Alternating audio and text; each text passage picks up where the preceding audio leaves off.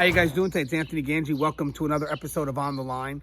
As I've been doing some updates on the coronavirus in our jails and prisons, I find that there are a lot of tips that really just aren't getting the attention they deserve. So specifically right now, I'm going to focus on two tips. One is if you have inmates that are in dorm settings, some open setting, when they go to sleep, they should be sleeping feet to head. You don't want these inmates breathing on each other. That should be a memo that should be passed to all those dorm areas, and make sure that it is being followed.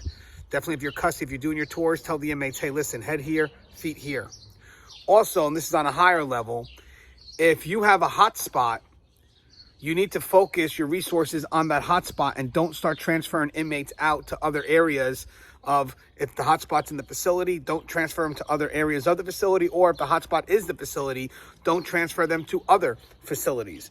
In New York, we had a big concern where they were, in an effort to release inmates, they were taking inmates out of Rikers and start bringing them upstate.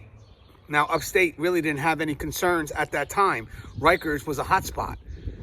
Rikers is where we should be finding ways to deal with that threat, giving them the resources they need. But now what happens is when you start transferring those inmates out to that other location, now that other location that may not have the resources starts getting hit with those numbers, and these numbers multiply quick.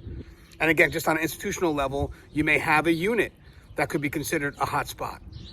That unit may have to be the unit that you isolate. This way you can have your resources dedicated to that one spot instead of spreading out your resources and keeping those resources thin. It was a great dialogue I had with the wives of New York COs, and I was able to learn a lot from that dialogue. But as always, guys, the show is On the Line, and if you haven't, please subscribe to this channel, Guardian RFID. It's a great channel, a lot of good information. As always, stay safe.